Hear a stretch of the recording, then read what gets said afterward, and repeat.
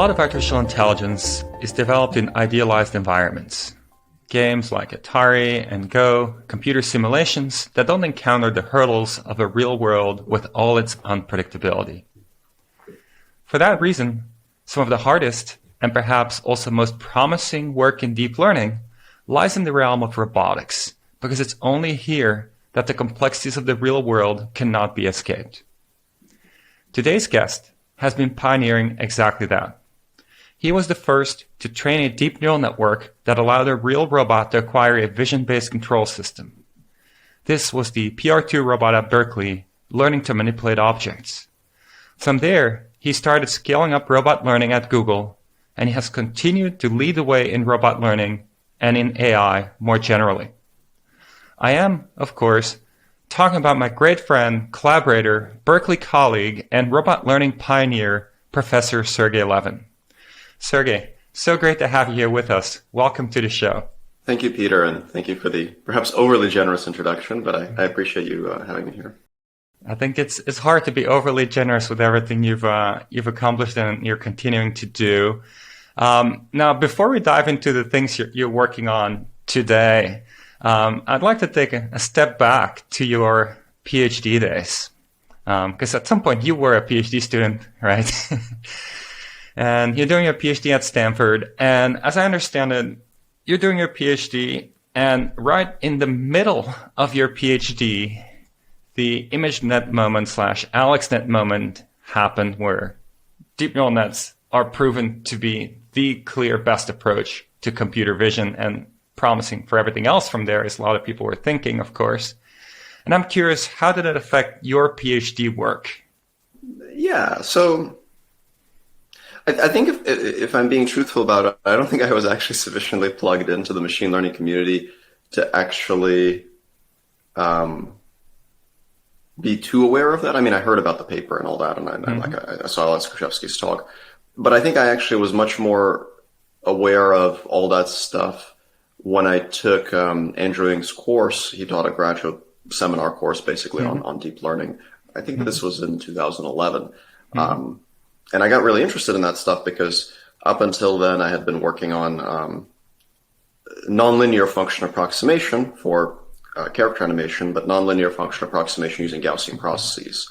Because I figured out pretty early on in my PhD that having hand engineered features for controlling, in that case, virtual characters was very limiting. And I wanted to figure out some way to do it that Gaussian processes, because they were cool and had lots of math, and it was kind of fun to mess around with them. I guess conveniently enough for me, Andrew Ng taught his course right before the Krizhevsky paper, so it was around the same time, and I got pretty excited about that. Actually, I tried to set up a bunch of systems for character animation using deep neural nets. They didn't really work, mostly because at the time the primary way to do that sort of stuff, if you wanted generative models, was using restricted Boltzmann machines, which are, again, mathematically very elegant, but a little tricky to get to work. I had to spend a lot of time messing around with, like, Russell Akhmetinov's MATLAB code, for example. But I did end up actually getting a kind of a strange hybrid system to work for a deep RL application around, this would have been like end of 2011, and it was published in mid-2012 for doing, this was basically kind of the first version of guided policy search, which was essentially policy gradients with importance sampling. Kind of, somewhat similar conceptually to what later became PPO, so policy gradients with importance weights and deep nets. At that time, it was mostly based on the Doina Prikop work. And that was kind of all right. Like that could do animation with neural nets for like humanoid characters.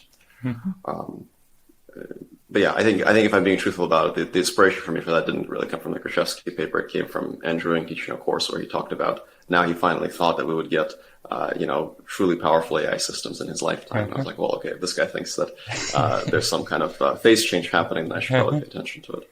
So Andrew was preceding the breakthrough in some sense in his course by a year, and that allowed you to get going a year, or inspired you to get going a year early. No, it's really interesting to hear that, well, Sergey. It probably inspired a lot of folks in his class to get going a year early.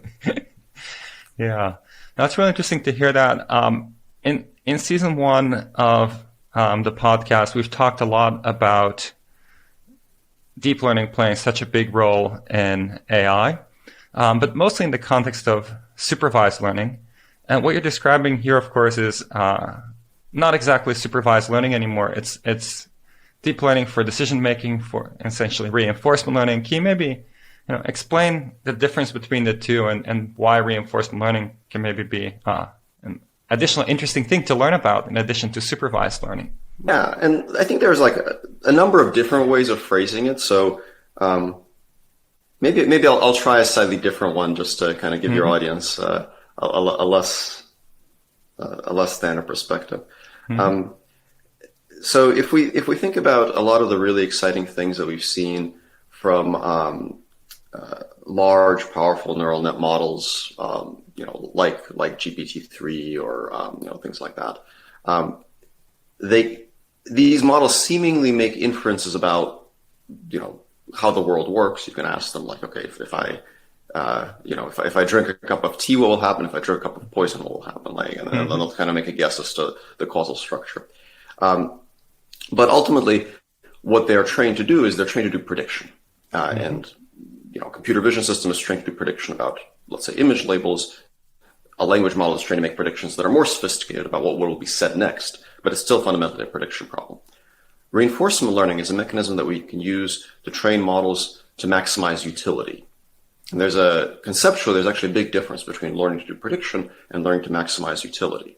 Because if you're maximizing utility, you don't have to necessarily do what was done in the data. You could actually come up with new strategies informed by what you've seen in the data. So it's the difference between copy what I showed you versus use what I showed you to figure out how to accomplish your goals. And that's actually a really big difference. In a sense, there's a major component of the AI problem that is missing if all you're doing is prediction. But once you can train your system to maximize utility, to take actions to actually accomplish its desired goals, now you've kind of got at least all of the moving parts that in principle you would need, and you just have to figure out all the other things, how to actually put them together in the right way. So that's the really big difference. Now, of course, there's a lot more that goes into actually making reinforcement learning work. For example, you could have active reinforcement learning where you have trial and error learning. You could have offline reinforcement learning from data. You could have actor-critic algorithms, model-based RL, et cetera. So there's a lot of those components, but the really big fundamental difference is between learning to predict versus learning to choose actions to intentionally accomplish your goals.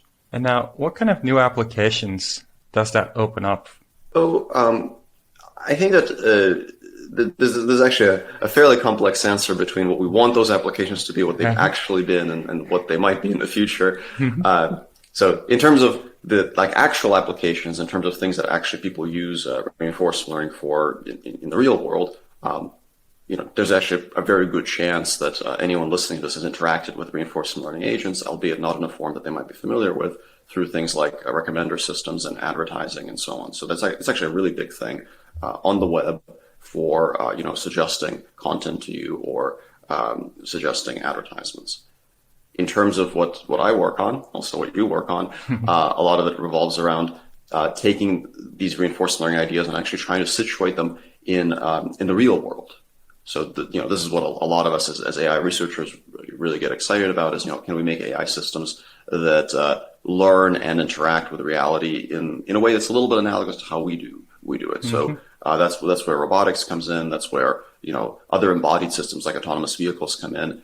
Now, right now, reinforcement learning is not a major application in robotics for systems that you actually use and buy and so on. But I think it's right there on the cusp, and in terms of the scientific experiments, in terms of R&D at companies that are actually working on applications, there's a lot of that starting to show up, and I think that we're right on the cusp of seeing applications there. For some of the work that I've been involved with X at the Alphabet company formerly known as Google X, they've already announced that they have an entire group working on the Everyday Robot project, where they are trying to apply reinforcement learning in their case to service robots. So there's a lot of that happening, but currently mostly, as far as I know, in R&D, although it seems like it's right there on the cusp. In terms of where we might see it in the future, it could be that once we can develop powerful RL systems that are sufficiently scalable and that can utilize data and utilize also the right amount of human expertise, perhaps we could apply it even more broadly. Perhaps in the future, in many of the settings where we're currently approaching them as prediction problems, we might start approaching them as RL problems. Maybe it makes sense, for instance, to use RL to figure out a system to recommend a course of treatment to a doctor for a patient. So the RL system examines the features, examines the test results, and then starts suggesting things. Or maybe, perhaps we would regulate, the interest rate or the tax rate based on a reinforcement learning algorithm in the future. So conceivably, a lot of these problems that currently we would like to use AI to improve, that we approach as prediction, might in the future be approached with reinforcement learning. But that's, of course, more speculative.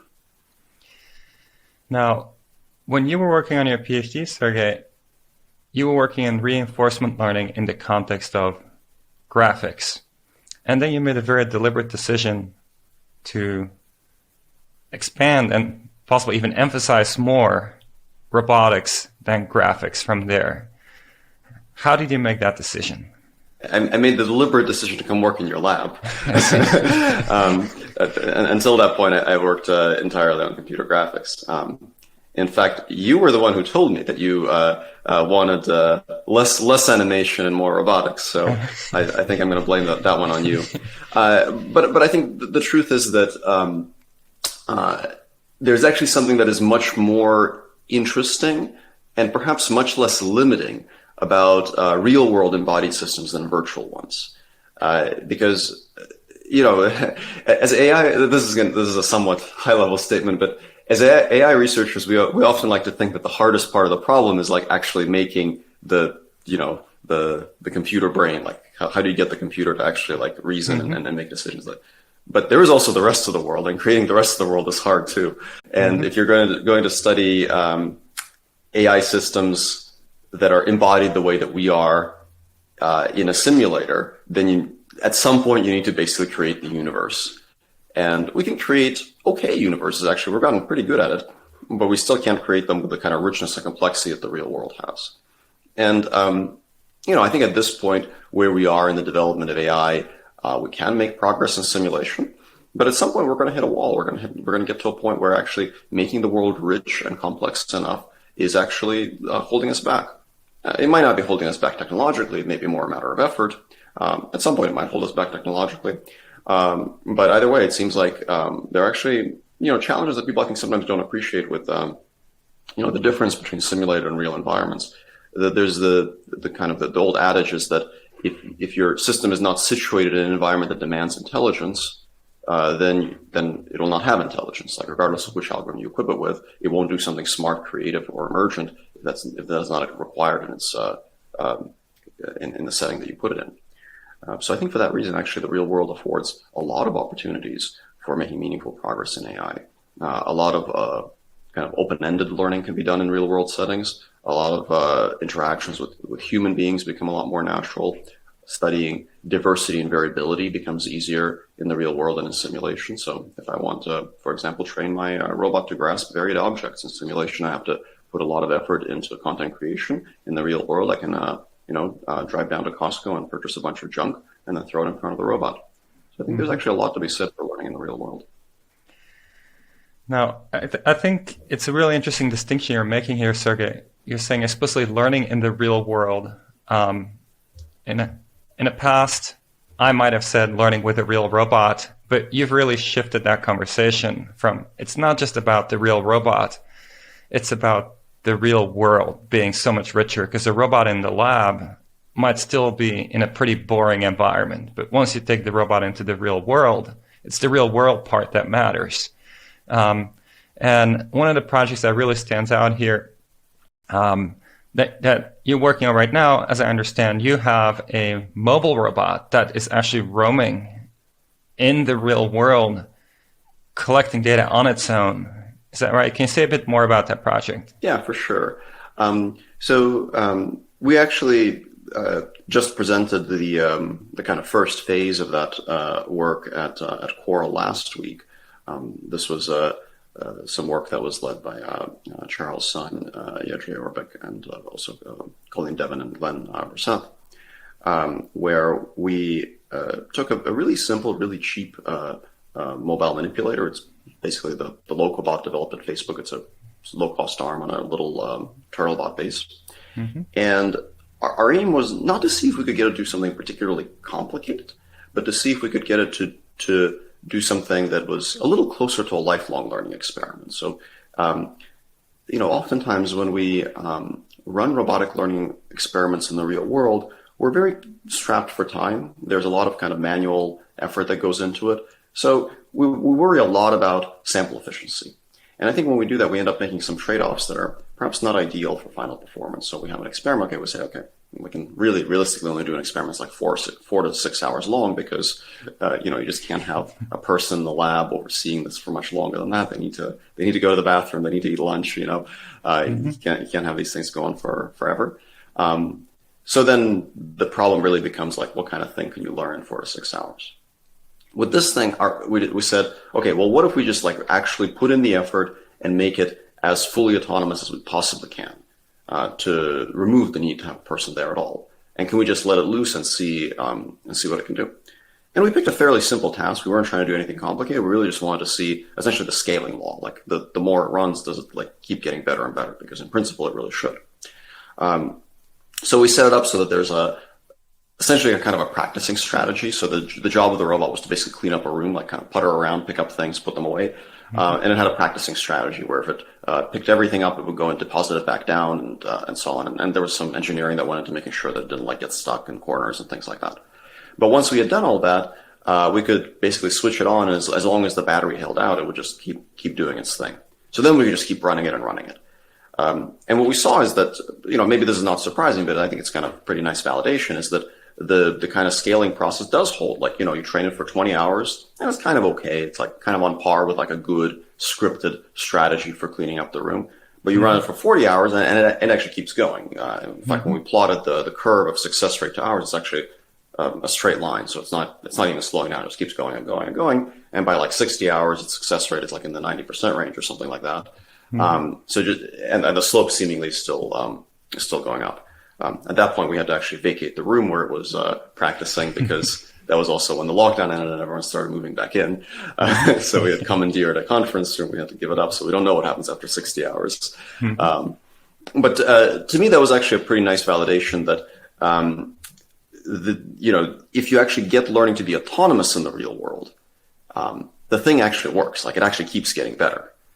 And maybe we should find a conference room that is not occupied so that we're on it for 100 hours or 120 hours, because, it just keeps going up. So for that reason, I'm actually, one of the things I'm actually focusing on a lot in the work in my group and what my students have been focusing on is actually enabling not just better RL algorithms, but more autonomous RL algorithms. Ones that you can take a machine, drop it into the world, switch it on, and kind of leave it to its own devices. And it would not only learn, but also scaffold its learning appropriately by, setting itself up to practice, resetting, all that stuff. Because I think that's actually a really powerful technology if we can make it work, because it just enables the thing to just keep getting better and better. Now, when you say the robots moving around in the conference room, cleaning it up, how about expanding it to more rooms? How about, if you had one in your room at home where you're calling in from now? What if your students had one at home? Is that reasonable? Yeah, so that's actually what we're trying to do now. It's definitely reasonable. It's difficult. I think also when we start moving in that direction, it does introduce, additional learning challenges, but also additional engineering challenges, like fairly mundane ones, ones that, companies like iRobot have already somewhat solved with their platforms, but that we have to get right. So robustifying something to the degree where you can let it loose in the real world is tough. It's definitely doable. It's just we have to put in a lot of legwork to get that done. And something that's actually kind of that this got me thinking about is for a lot of these safety robustness issues, they're important. They're also a little bit of a bootstrap problem in the sense that you kind of have to do it once and then let the thing loose. And that kind of gets me thinking that, well, maybe in the long run, a lot of that robustness will actually come not from us engineering the system very carefully. It might actually come from the system having a notion of common sense developed from its own prior experience. So we can't do that right now because the robot has very limited prior experience. but perhaps it is in effect a one-time cost. Once it gets enough experience to at least know well enough to not fall down the stairs, then we won't have to put in lots of effort into engineering those things manually anymore. But the first time around, we have to put something in. Now, one of the things that always intrigued me, Sergey, and this goes several years back actually, was before you started as a professor, you took a gap year and you spent it at Google. And you essentially decided to tackle the problem of grasping. A robot picking up an object reliably, any kind of object. Very hard problem, of course. But you decided to tackle it in a way that nobody else was tackling it at the time. It was tackled with analytic approaches, careful geometric calculations, robustness measures that were, cleverly designed. But you did something completely different. Can you say a bit about that, and what made you think that this would actually be possible? Yeah, good question. For full disclosure, I do want to clarify that there were at least two other people that were thinking about the problem the same way, and that was Laurel Pinto and Abhinav Gupta, because they came out with a work that was along similar lines to what I was trying to do about 8 months prior to me. So I had actually already started working on it at that point, but they definitely, got in ahead of that, and they definitely had a really impressive vision in that regard. But as to what the idea is, the way that I had been thinking about it, and I also think I need to credit this partly to Ilya Sutskever, because he was the one who kind of pushed me to think hard about this problem, is that what is a thing, and this is, remember this is like circa 2015, what is a thing that deep learning could do in robotics that would, essentially register as, Ilya referred to this somewhat grandiosely as the ImageNet moment, but the point is something where the problem was sort of contained and well scoped enough, yet relevant enough, and ripe to be significantly improved on with deep learning. And when he asked me that, I was thinking, well, okay, so, this manipulation stuff that I'm doing, it's cool. It's probably pretty hard. I believe in it a lot, but realistically, it's like a little ways off. But on the other hand, robotic grasping is something that we can scope very cleanly. We can say, you have one job and one job only, which is to actually pick up the thing. It's broad enough that everybody wants it. And at the same time, there are many ways to reduce it to there are ways to reduce it to reinforcement learning problems. There are even actually ways to reduce it just to supervised learning problems if you want to, by just supervising it with the success and failure of a grasp point. So it seems like one of those things where it's actually not too bad to collect a very large data set. It's broad enough that everyone would want it, but at the same time narrow enough that we can scope it very cleanly. So that seemed like a really good problem statement, something that, we could actually address at scale and really try to understand whether the scalability that we saw from deep learning methods in computer vision and NLP and so on could in fact extend to robotics, right? Because again, circa 2015, at that point, that had not, to my knowledge, really been demonstrated. There were robotics demos, but there wasn't the kind of demonstration of scale, the kind of broad generalization.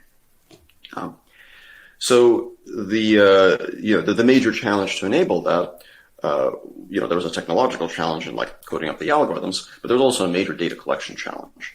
And there was, I think I got a little bit lucky in that regard, where there was kind of a transitional period at Google at the time where they, a few years prior, they'd purchased these different robotics companies, they'd acquired them, they'd integrated them to a single unit, and then they were transitioning them over to kind of a different format. They basically were trying to figure out, what do we do next in the robotics world?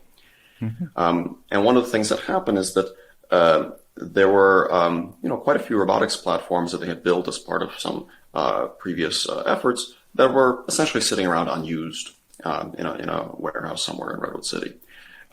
So we got one of two of those robotic arms in the lab, and then I asked, my colleagues, Marinella Kalakrishnan and Peter Pastor, it's like, hey guys, these things that we've set up, they're pretty cool, they're pretty nice arms. Do we have any more of them? And they're like, and they poked around, like, yeah, we've got 30 more of them.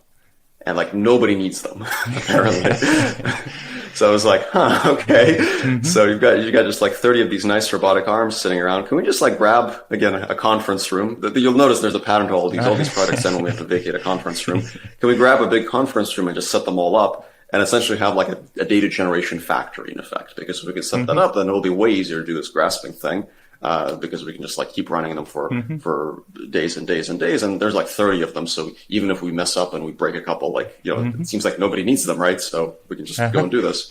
Now it wasn't quite that easy actually, because it turns out that the cost is not actually the arms. It's the people that like put them there and do all the work.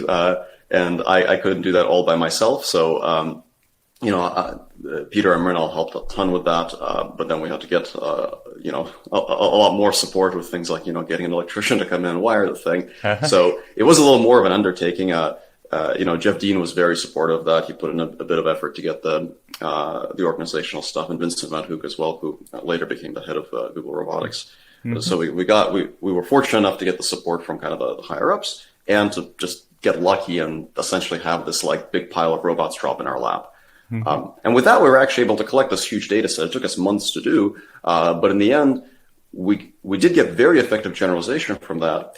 And beyond that, like, one of the things that I experimented with a lot in that project was not just generalization in the sense of like, you can throw a new object in front of the robot and it'll pick it up, but also how it reacts to different kinds of objects. Because, as you said, prior to that, grasping was typically thought of as a kind of a geometry problem, right? You figure out the shape of the thing and then figure out where you need to put the fingers to pick it up. Whereas this was experiential. It was learned from experience, from trials. And we could ask, well, what does the system learn differently than a more geometric system? And there were a few hints, some of them good, some of them bad. One of the things that really frustrated me is we had this, we had a test set of objects. It was unseen objects. We intentionally actually bought new ones to make sure that they weren't anything that was dropped in front of the robot by accident previously. And one of the objects there was a stapler. I was like, okay, stapler is fine. They're kind of these rectangular blocky things, except this one was pink. Okay, fine, a pink stapler. The robot would never pick up the pink stapler correctly. It kept trying to shove the fingers into the stapler. And we think the reason for it is that during training, we had quite a few clothing items. But the clothing items had to be small because they need to fit in the bin in front of the robot. So they were baby clothes. And baby clothes tend to be these like soft pastel colors, kind of pink, kind of light blue, that sort of thing. So the robot probably concluded this pink stapler is like those other pink things it's seen before, and that pink means baby clothes. So it kept like trying to shove the finger into the stapler instead of actually like cage it on the sides the way it should. We kind of slightly inspired by that, we started messing around with like, different objects that kind of look similar but had different material properties and stuff like that. And it, except for these false correlations, most of the time it would actually figure out that softer things are ones that you should pinch and kind of shove the fingers into the middle, whereas rigid things are ones that it should pick up on both sides. And in the video accompanying the paper, I actually have a demonstration where I intentionally pick out a bunch of blue objects that are kind of roughly similar shape and size but have different materials and show that it does in fact adopt different strategies, except in the confusing case of the pink stapler. No, it's very interesting you bring this up because it's all in the data in some sense, right? It's the data was driving the robot to believe that anything pink could follow a fixed strategy of pinching, whereas it turns out there are other pink things it's never seen in its data, and once you presented enough of that new type of pink object, it'll learn it, of course. Another thing that really stood out to me from that work, Sergey, and kind of as you're still working on this today, right? I mean, this is a hard problem to truly reliably pick objects, is that the current incarnations actually have strategies in some sense. Meaning, when I watch the video, I see things where the robot is not just saying, this is where I'm going to grasp and this is exactly what I'm going to do. The robot might decide to push something and corner it and know that it's easier to pick it up that way, or pull something out of the way from other objects to have an easier way to pick it. And it seems like those are the kind of things that those are truly behaviors, right? I mean, that's not a one-time decision of a label, here is where I'm going. It's a full behavior to generate grasping capabilities. And so that to me is really interesting. That's really reinforcement learning. What it can give us compared to a supervised learning approach might not lend itself to discover these behaviors.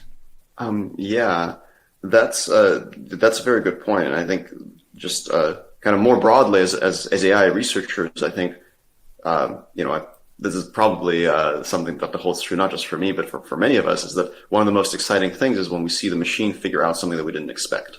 Hopefully something desirable. Then that's really exciting, because that sort of gives this glimmer of hope that, like, this is not just about getting something that does, the same thing that a person does. It's actually about getting something that has, a degree of creativity. Like, one of the most exciting things for the AlphaGo match was like that one move where the experts looked at it and it's like, oh, this is like not a move that that we learned about when we learned to play Go. Like it was something that looked new. There were with these robotic systems, it's somehow for me it was always easier to notice those things when I'm like actually there and like watching it do stuff. It's a little hard to communicate in a paper, but there's definitely some of that happens. I remember when I was working on a project on kind of a continual version of this grasping system with Ryan Julian and Carol Hausman. Ryan actually tried an experiment where he intentionally set up kind of more difficult objects. He set up these bottles in front of the robot, and he was like, what it did is it went and knocked down every bottle so that it was on its side, and then it picked like the one that was easiest to pick out of the bunch. So it would do these kind of funny things. Another one we had, this was actually a simulated experiment, but kind of similar principle, where the task was to take a bunch of blocks and insert them carefully into kind of a fitted slots. And what the robot would do is, instead of actually picking up the blocks, it would just sort of sweep the arm across the bin to just like shove them all into, kind of almost like golf style, so that they would land somewhere close to the fixture. And then it would go in and just insert them locally. So it would figure out these strategies, and you really need the right level of scale for that to start emerging, because if you have a very small scale experiment where everything is like very, very tightly set up, so there's really only one way to do it so that you can do it quickly, then you see a lot less of that. But if you have a larger scale experiment where you have lots of different objects, lots of different variability, then there's a lot more room for that kind of emergent stuff to happen. Yeah, and in some sense, when I think about it, I feel like what we're doing at Covariant is, to a great extent inspired by your work, and as you alluded to, Laurel Pinto's work on data-driven, learning-driven grasping.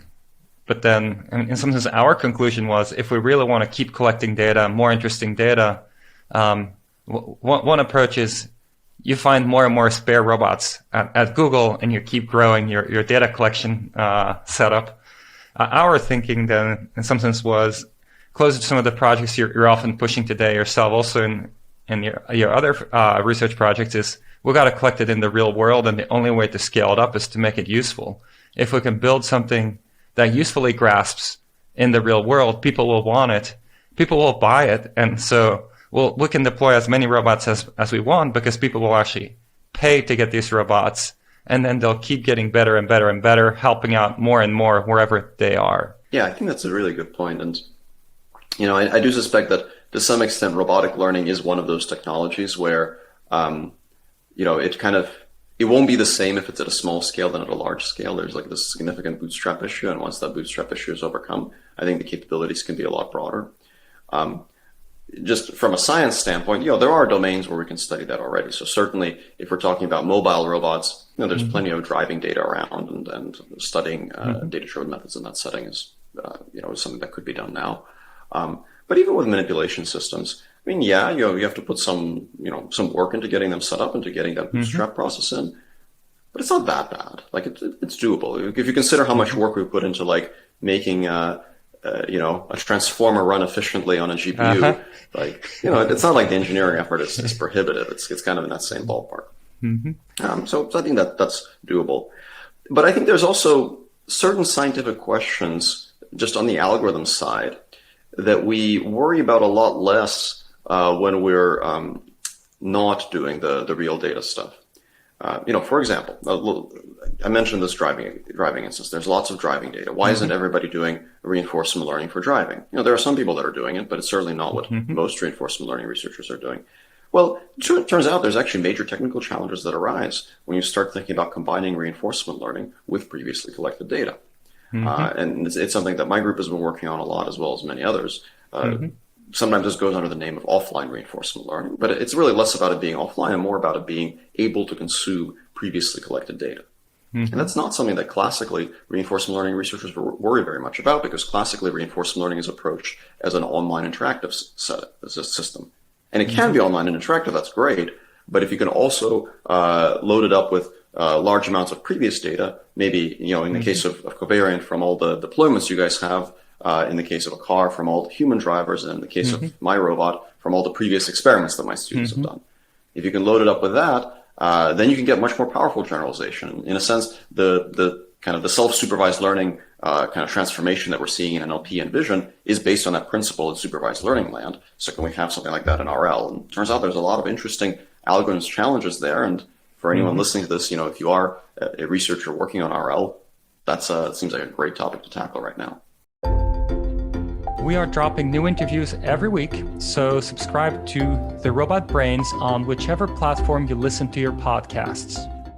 You've actually made a ton of progress in offline reinforcement learning in the past couple of years, and maybe just to tease up a bit more specifically to our audience, Sergey, can you clarify what makes offline reinforcement learning different from the more canonical online reinforcement learning, and why does that make it hard in some ways, but also why does that offer many opportunities? I really started to realize how important this is when I got to talking to more people who actually wanted to use RL. I talked to some folks that were working on like a microscopy application. They were like, well, we need to steer our microscope so that it properly reconstructs the shape of this thing. And we've got a bunch of data from a grad student going in and doing this manually. Can we use RL to automate the microscope? And I'm like, well, how long can you run the microscope? And I'm like, well, it needs all this liquid nitrogen to be hooked up and so on. So we could get a couple of pictures every day or something.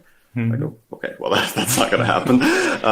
But they have all this prior data from the decade of research they've done on this thing. Talk to a company doing HVAC stuff, right? So well, no, we can't experiment with different thermostat settings. People in the building are gonna rebel. But we've got all the historical data from the past however many years, right? So there's just all these settings where this kind of stuff comes up, where the problems look like decision making problems, but the active online interaction that the classic RL framework prescribes is very difficult or infeasible, right?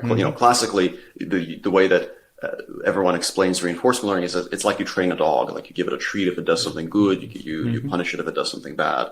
But the way that everyone would like to use it is to say, well, I've got my data, I've got my baseline system. It's been running for a decade. Can I just take all this data and train them a better policy? And that's basically what offline reinforcement learning does. So to me, it's exciting because because of this hypothetical that we could take lots of robot data and use it to basically bootstrap the robot. But I think to many other people in the world, it's exciting because they can take the data they've already got and distill out a better policy from it. So that's the big promise of the idea. Now, what's the challenge?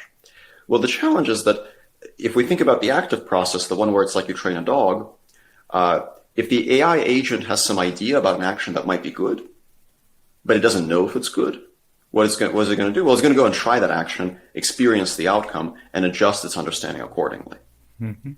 But if you have an offline RL system and it looks at all this data and it decides this action, the one that you didn't take, you didn't try setting the thermostat to 150 degrees. You've never tried that. Maybe that's a good idea. Right? No, maybe not. It's not a good idea. It's just there's nothing in the data where you've seen 150 degrees, so you don't know that people are going to freak out and everyone's going to leave the building as soon as you do that. You've just never seen that, so you don't know it. So it might look good to you, but it's just because you're making a false inference based on incomplete data. So we don't usually worry about that in online RL, but we do worry about that a lot in offline RL. In fact, that's the biggest challenge in offline RL is how do you determine if a particular conclusion you've drawn from the data about a counterfactual query, counterfactual meaning what would happen if I did this other thing, is that inference actually accurate, or is it simply a delusion caused by incomplete data? So detecting and correcting these delusions is basically the primary challenge. It's a very similar challenge to what we face when we're trying to do causal inference. It's a very similar challenge to what we face when we try to determine treatment effects for drugs. It's using existing data to determine the effect of an action. And it's a big challenge. But as you said, the community collectively has made a lot of progress on this over, just the last kind of 18 months or so. I would say these methods have gone from a state where they're basically not usable to one where we can actually, start using them for things in reality. We're collaborating right now with a team at CMU on trying to apply this for power grid regulation. We're working on these things for things like dialogue. And it seems like there's actually headway to be made now with the algorithms that have come along just in the last 18 months. Now, that's another part that's so interesting here, I think, is that the same algorithm actually is applicable across so many application domains. You're talking about robotics, dialogue, HVAC control, electrical grid, all in the same breath, pretty much, because the same approach you're developing can be applied across them as long as you feed it, of course, data from that domain.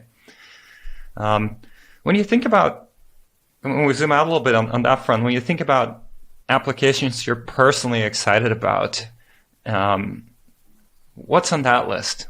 So the things that I find really exciting are generally things that have the potential to lead to some sort of emergent behavior. Because I think that the big power of generalization is not just in doing more of the same, but in the inventiveness and coming up with new solutions. So that's why I actually think that a lot of the real world stuff is the most exciting. Certainly the robotics stuff. I think also applications that involve some sort of interaction with people are really exciting because interactions with people are very complex, and that's also a place where there's room for potentially really interesting emergent behavior. If you imagine a bot that is a chat bot that is talking to a person. Let's say the person is trying to figure out the answer to some question. Can they come up with a way to ask them the right prompts to make it more efficient for them to get the answer to that question, right? So there's all these subtleties of interaction that people are pretty good at, but we're very bad at articulating how to do them, right? This is kind of the essence of expertise. It's something that you really know how to do it. You're very proficient when asked to do it, but you can't really explain directly to somebody like the rules for doing it. And that's something that perhaps an RL system could actually figure out from seeing lots of, in the case of the question answering, lots of humans doing that task. So the thing that all these things have in common is the potential for emergent behavior and the messiness of some really complex real world system, whether it's a physical system in the case of a robot, or whether it's a person, or something else that is complex enough that if we just code up a scripted strategy, it won't exhibit that same kind of expertise. Now, talking about new things emerging, one of your recent works is actually on using machine learning to automate some design processes. And that's really intriguing, right? Because design requires so much domain expertise and tends to be very slow. Can you say a bit more about that line of work? Yeah, I'd be happy to. So the work you're referring to is, the most recent one was done actually with the computer architectures team at Google for chip design. But we've also worked on these problems for other applications, like applications in biology, for instance. But the basic principle is actually very similar to offline reinforcement learning. So we refer to this as offline model-based optimization. But the idea is the following, that if you have some kind of design problem, like let's say that you want to design a drug, and you have experiments that you've conducted where you've tested different kinds of designs. Can you take this data set of experiments, examine it, and come up with a better design? In a sense, that's a lot of what human scientists do, right? Like we look at our results and examine them, think pretty hard about what's going on, and then come up with a better thing to go and test. And sometimes we need to conduct more experiments, and sometimes we look at the data and say, okay, now I know the answer. This is the thing that you should be doing.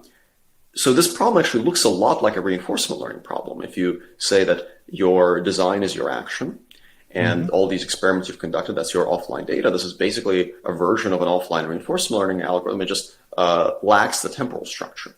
So there's no notion of time steps. There's no notion of actions and their consequences. It's just select the design and hope and observe the efficacy of that design.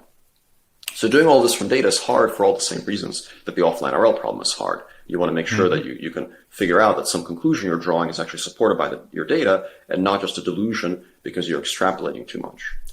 In fact, if we get into the kind of the nitty-gritty technical details of this, the way that one might think to do this conventionally is you take a deep neural net model and you train it to go from the design to its efficacy.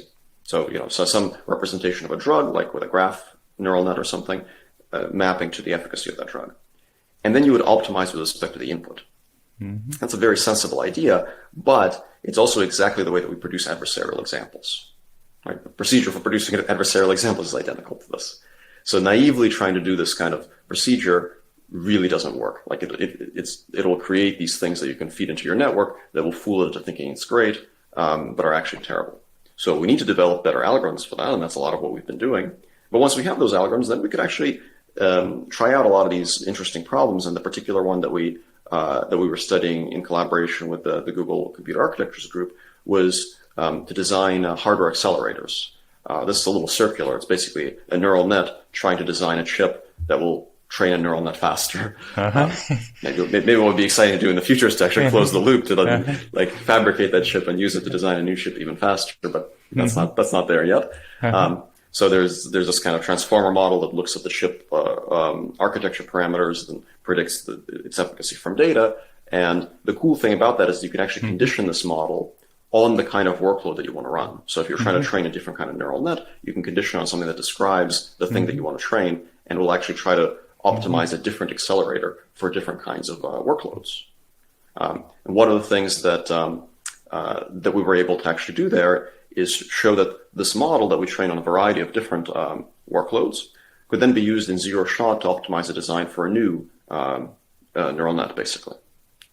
And that's pretty cool, because now that's suggesting that not only can you use prior experimental data, you can actually use data for a variety of different workloads and then use it to create a design for a new workload without ever having tested any designs for that new workload before.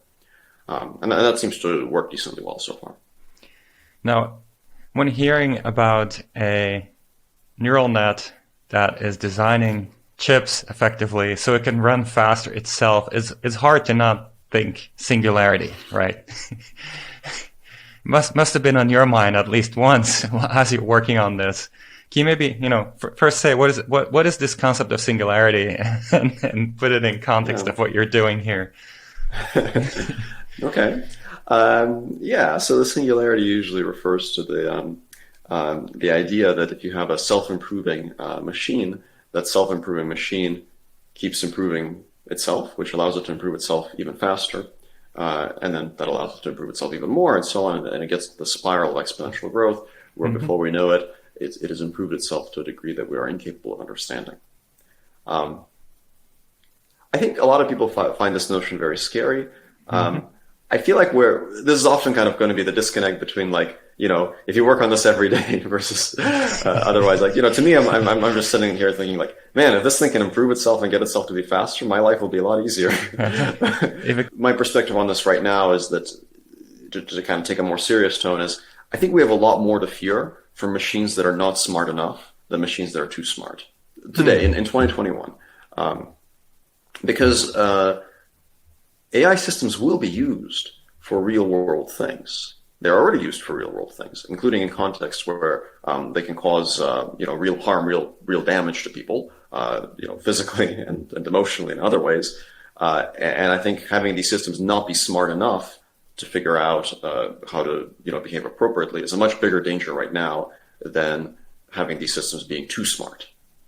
So I would be a lot more concerned about my autonomous car not having a fast enough microchip or not having a well enough trained neural net to recognize a pedestrian and maybe risk hitting them than I would be about that car being so smart that it creates a better car that drives exponentially faster or something, right? So I think we do have to take these things seriously. We have to also recognize that machines that are not smart enough also pose a real danger. But now, of course, your work actually goes in this direction also. I mean, your work covers a lot of ground, obviously. One of your lines of work goes in this direction, right? The offline RL. Is it fair to interpret it as part of it also as the machine, the neural net, has to understand what it doesn't understand yet, what it doesn't have support in the data for? And then in principle, you could ask it to be cautious in those situations, right? Yeah, precisely.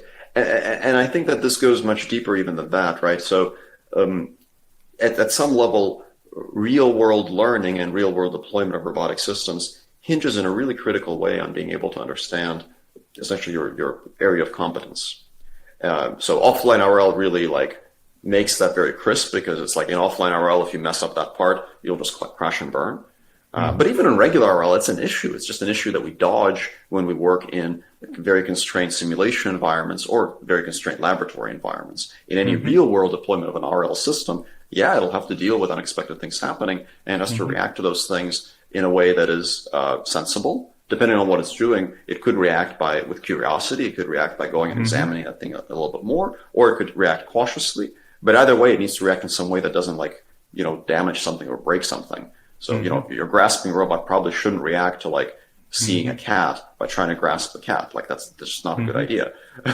So, being aware of uncertainty, estimating uncertainty, and having some degree of conservatism in your behavior, I think is actually an indispensable part of these things. And certainly, like I think right now, I get the feeling that the mainstream RL researcher community has been made more keenly aware of that with all the offline RL stuff. But the issue was always there, whether it's offline or online. It's really important.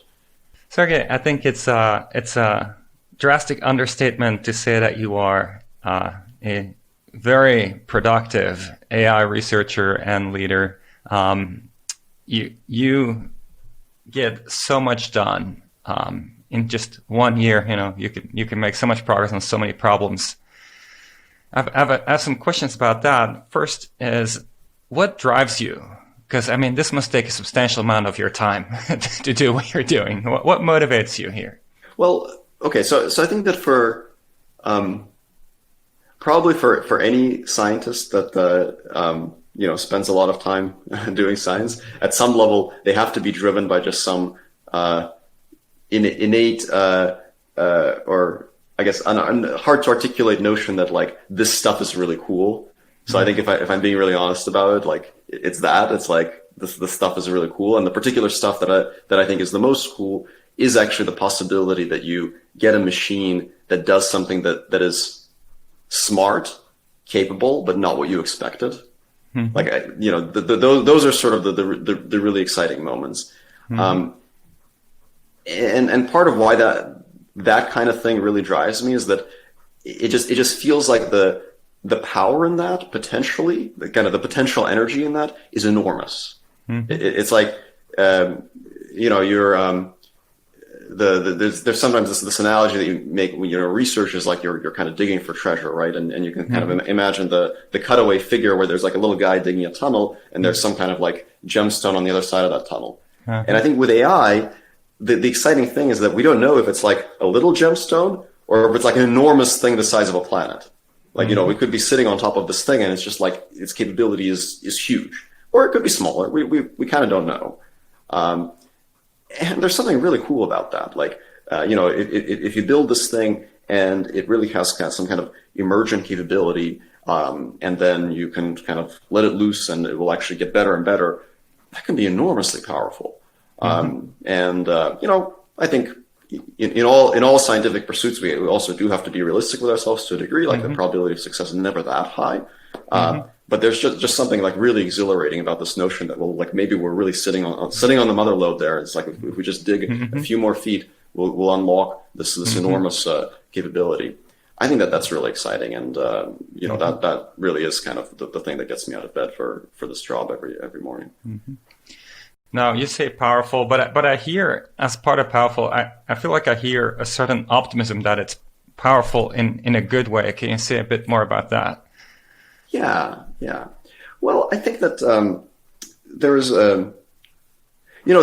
certainly things that we have to be careful about with any new technology, but I think that at the same time we do have to also keep in mind that the potential for technologies that